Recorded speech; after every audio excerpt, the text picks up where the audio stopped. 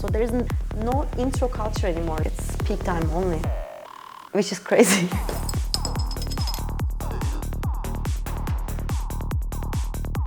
doesn't even matter how good your music is. Look at the mainstream and everything. Like it's crazy rigged. We are here to discuss your next album and release out. When is it out? End of March? It is out end of March, 27th of March, yeah. Second Skin, shot by Julian Tell. Hot. Shout out Julian. Gorgeous. God. Tell me a little bit about, also. I didn't know that last year was the year of snake, but it actually fits with the whole situation because last year I produced these tracks after dissolvement of a relationship and me completely needing to redesign, rewire myself and like revive my life and shedding skin basically and like creating because the old systems didn't work, I was like searching for this authenticity within myself and become like better version of myself, and all these like processes came into this album basically. You have a track on this album called Back to Besta, which I think is kind of like the subhead of the record. Second Skin, Back to Besta. What does that mean for you? You know, everybody lives many different lives, you know. You don't have one life. You have like, if you're lucky enough, the life that you have challenges you in different spheres and you just like go in different directions and try and error, you know. And I think I kind of lost myself, my own self of self within a relationship that I was in. And you realize like, okay, my nervous system has been so fucked for so long, and you think that it's your normal you know, until you really like get back to the green state, which takes a lot of work and like a lot of time. You don't really understand, oh my God, I have been in a survival mode for so long, you know, because like... You think it's a personality trait. You're like, oh, I'm just running on Exactly. Actually, you have a deeper you within you. It's so easy for people to say like, okay, and not challenge themselves and say like, you know what, I'm just this kind of person. I'm just like I'm panicky, anxious, yeah. this and that. No, you're more than that, you know. You have to work on it, you know. And it is so hard work though. That's why not everybody does it. But when you are like challenged in a really hard way, then you kind of understand, okay, now I have to work on this, you know, which is also actually like these kind of disruptions in life that are a little bit too rough is good. It's good. It gives you it turns you back to your own root, which is back to West. Something that I've always noticed and really appreciated in your music is the role of chanting, which I feel like comes up again and again, and really has such a beautiful role on this record as well. And I've been curious for a while what it is about chanting that is attractive to you or that makes you return to it. I gave a lot of thought about this, like, music and human experience, right? It is like something that is probably the most authentic human experience you can have. Time, space, and then have rhythms, because it's about understanding time. And then on top also the melodies, higher and lower, and then creating some kind of system within each other that actually transfers a feeling. This is insane. This is so special, like, so I'm so passionate about it, you know. So music came before language also, that means that it's also deeper rooted. On top, I think human voice is like earliest instrument. It is like kind of, for me, it is like the quickest way to get to that connection, you know. Connectivity, healing, and communication, right? It's like a repetition, right? where the words lose their meaning and then they become the part of music. Like you just repeat and repeat and repeat. They become sounds. Yes, because there's like these accents, and then you just like it is the mirroring of consciousness somehow, you know, or in this like realm of being human, you know. So it's so interesting for me. That's why because I want to connect to that part of music. When I last saw you, after you played a section set in London, you said that you feel like you've really found a mixing style that is unique to you. And I wanted to ask then what you meant by that and how you would describe that mixing style.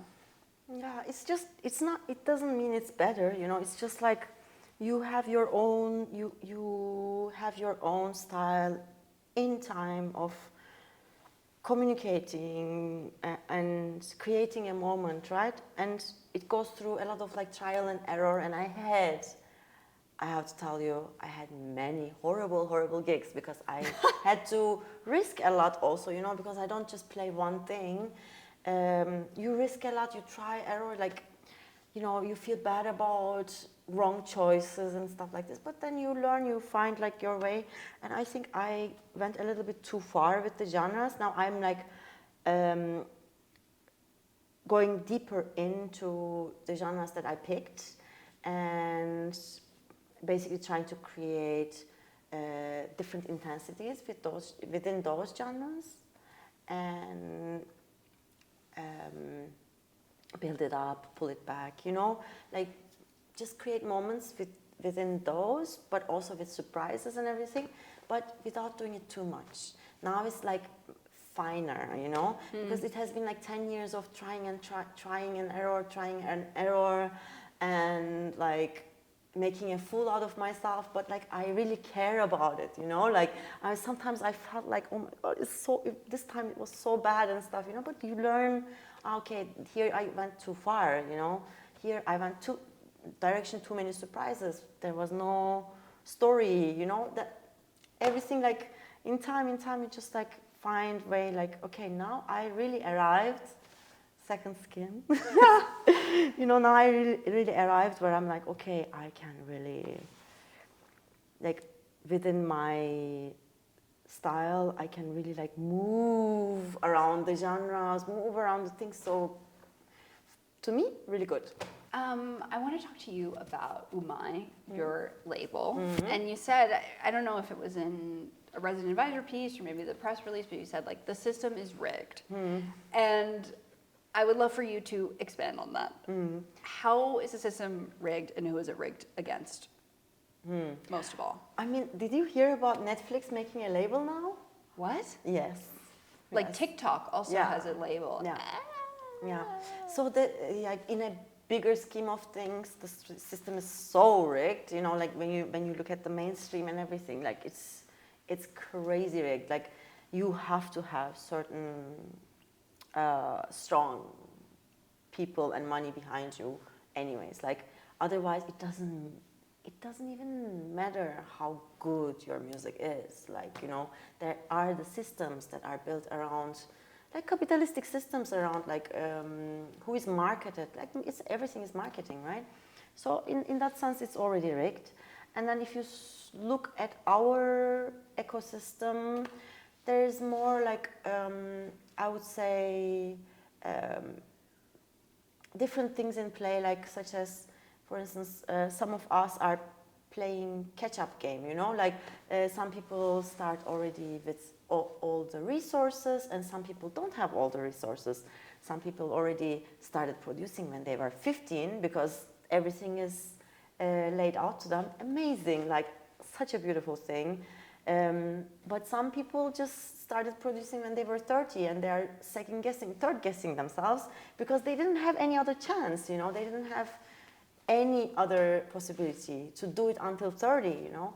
So in that sense, you know, the class differences, the race difference, the difference of what country you come from, you know, cultural differences. I mean, like, for me being like Muslim, growing up Muslim is like, for us, this extra layer of like working through that also as well to free yourself from that also on top, you know. Also, things take longer and some have it quicker. If you want to make a little bit outside of this norm, the music that is a little bit outside of the norm, labels are not interested, right? Because like it can be so good, but still, you know, you're not gonna sell and they're not gonna release your thing. That's a little bit sad, of course, because like I'm sure there's so many interesting music that we don't get to hear because like labels don't give a fuck about these artists and it's just too small of an artist. We can't sell this music, you know what I mean? Like, who's gonna click on this on Spotify? And of course, on top, Spotify also changed the forms of tracks also as well, because the first 15 seconds of the track is so important. So there isn't no intro culture anymore. Like and the tracks are always shorter. Like, wow, so true. There's no intro culture anymore. I've never heard anybody say that, but that is so true. Yeah, it's peak time only, which is crazy. It just has to peak from the zero It's seconds. like sex without foreplay. Exactly. Like, what are we doing here? You know. Don't go straight to it. And you started a label to intervene and mediate, and you particularly work with POC artists, queer artists. Tell me more about the people who you choose to work with. Just underrated, undermined, whoever I think is being overlooked. It can be also a straight white man. It's, for me, the most important thing was first, when I started, first it was like, okay, I'm going to support my community because I relate with the struggles that they have. The label has been 2 years already. My experience used to be, before 10 years, a lot more different than a white dude. But now I think they're all suffering. Yeah. You know what I mean? know what you mean. I think maybe it's just I don't know if I could like explain this. Like everybody is so interconnected through the internet, and Thank actually you. the villain, everybody's like worst nightmare villain has become algorithm. We're all living in like techno-feudalism, and we're all like digital serfs for Mark Zuckerberg and Jeff Bezos and Elon Musk and the billionaires of the world. You got it. Because the thing is, like, they just want all of us to fail now. It was like back in the day, it was just like certain kind of communities, they just had less opportunities, just like born to fail kind of thing. But now it's like they just want all of us fail. Yeah. That being said, you were raised in a Muslim household. I have noticed in the last few years a lot of just Islamophobia, and like I feel like there's been so much oppression of artists with Muslim backgrounds in Germany and elsewhere. Wow. I mean, we can say that pain is universal, but there's also... Yeah, there's some extra layer to that. Like, back in my days, when I was like super political and super like activist vibes, I think I suffered enough, not enough. I suffered a lot from thinking that people will perceive me wrong, and like it was really hard for me. It caused me a lot of like self-doubt, and how can I do better without burning myself out, without making this sound like, oh my God, we are doing, like, please just be nicer to us, or like, everybody's so shit, no. Like, I have this sense of self. I don't lose the sense of self. And then on top, I build something maybe that is good for everybody, you know? So I try to focus on the positive somehow. What can I do to make it better? We're kind of talking about the paradox of activism, particularly as it pertains to race and class, which is that like the labor, the extremely taxing emotional labor of being an activist often falls on the shoulders of people who are already oppressed. Exactly. And this is Yeah. And deeply unfair and unjust. And I yeah. totally understand you. And I think Yeah. it sounds like, especially with Umay, and just like the way that you're living your life, like you're focusing more on like uplifting rather than critique, like external critique, which I think is its own form of activism. Yeah, I am done trying to explain myself to, like, instead of that, I'm just gonna be an example of how I can Joy. fucking kill it. Yeah, just joy. Like Yeah. live joy, spread joy. Yeah. That's its own form of activism. 100%. I think it recommended this video for me. It was like based on Carl Jung, something he wrote Love. back in the day, Love. And it said, stop explaining yourself. And basically the thesis statement was that our urge to explain and defend comes from childhood if we feel like we're not listened to or our feelings are invalidated. And if you stop feeling the need to explain yourself, like you no longer are asking for permission to exist or do what you're doing. Like you're asking for permission. And if you just stop explaining for yourself, then you create that permission for yourself. You live. You will never have my experience and I will never have yours. So there is no real, I don't think there is real understanding of a human being. No. So why are we trying to like completely lose time and energy on please understand me, please accept me, please like love me, you know? Maybe it's better that we give that to ourselves, you know? Yeah. And it's so hard. It's so hard to truly love yourself. It's so hard to truly accept and Not give ask for yourself permission. that, so hard. So Mark hard. our words. I usually ask when I remember if this was a real after hour and not a hypothetical after hour, which it can become one because we have 2 bottles of wine in the fridge. Stroke pretty well. And I said, here's the aux. What track would you play to get the party started? Oh, bilingual. Wait. You knew it. You knew immediately. I know it. Jose Nunez. Dirty Mix. Dirty bilingual. Mix. Beckoning me to answer, telling me because I love the way you dominate me, demanding that I come for you so I do as I'm told. Oh. You molded me so I'm due to no one else but you. You conquered this once orgasmicless world and multiplied it again and again. If only I understood the message. It's so Yeah, cryptic. on a. Scented by a fragrance respond to me. My